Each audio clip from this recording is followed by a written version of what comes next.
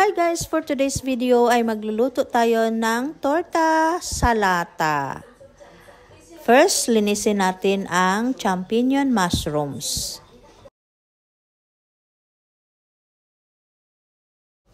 Then, slice lang natin ng manipis.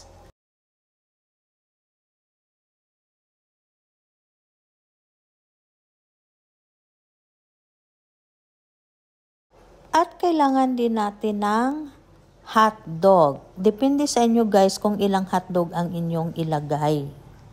Sa akin, 2 packs lang dahil 2 lang naman kaming kakain. At slice lang natin ng paislanting ganyan.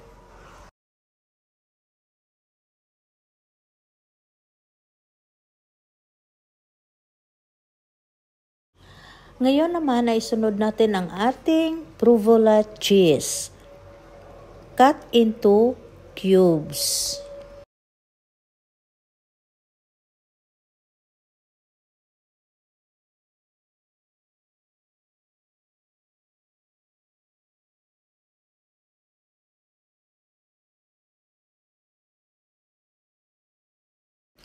Next ay maglinis tayo ng 3 peraso na bawang. Pag mainit na yung ating wok, ilagay natin ang ating bawang at saka i-gisa. At syempre yung ating sili.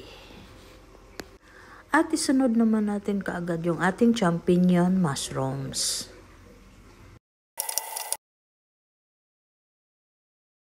Isama na rin natin ang hotdog. Okay na to guys, palamigin na lang natin. While waiting na lumamig yung ating niluto guys, isit agad natin yung ating oven. Ayan, 200 degrees at saka 30 minutes lang yan guys. Ngayon guys ay kailangan natin ng 2 pasta esfoglia. Buksan natin ang isang pasta esfoglia at ilagay natin sa ating escudella. At ikat nyo lang yung paper pag sobra. Ganyan. At ihalo natin ang ating naluto. Yan.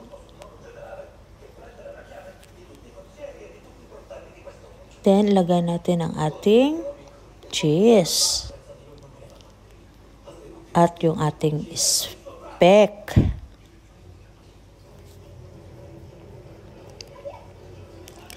At buksan natin yung ating isang esfoglia para yan ang ating pangtakip. Yan. O, kita nyo?